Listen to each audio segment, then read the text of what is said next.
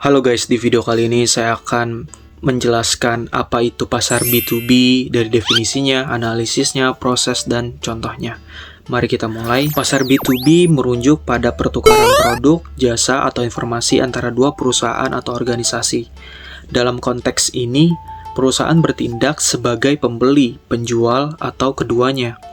Hubungan dalam pasar B2B seringkali lebih kompleks dan memerlukan penanganan yang berbeda dibandingkan dengan pasar konsumen. Untuk analisis pasar B2B dapat sangat bervariasi tergantung pada industri, ukuran perusahaan, dan negara.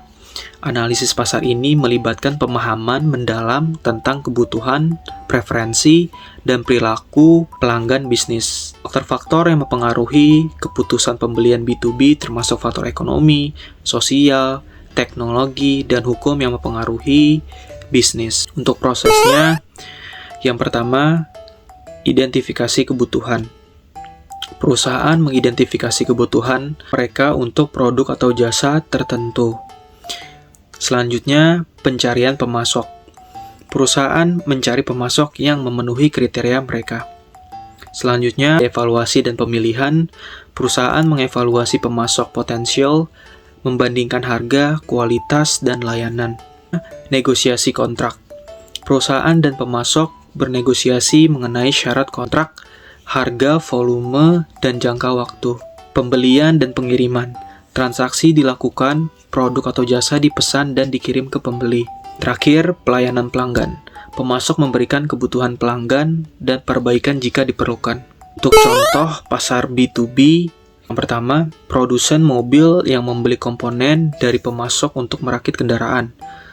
Selanjutnya, perusahaan teknologi yang menjual perangkat keras atau perangkat lunak kepada bisnis lain. Bank yang menyediakan layanan perbankan kepada bisnis dan perusahaan lain. Perusahaan manufaktur yang membeli bahan baku dari pemasok untuk memproduksi produksi jadi. Perusahaan konstruksi yang memperkerjakan subkontraktor untuk proyek konstruksi. Untuk contoh, pasar B2B meliputi pemasok bahan baku yang menjual produk mereka kepada perusahaan manufaktur, produsen yang menjual produk kepada klien, dan perusahaan yang bekerja sama untuk mengembangkan produk atau layanan baru. Dalam konteks B2B, hubungan antara klien dan perusahaan dapat berkelanjutan selama bertahun-tahun, dan segala kompleksitas sebelum dan saat proses jual-beli berlangsung. B2B melibatkan hubungan bisnis yang memiliki orientasi jangka panjang dan meminimalisasi risiko bisnis mengingat besarnya volume produksi pada B2B. Sekian dari saya, terima kasih atas perhatiannya. See you next time, bye-bye.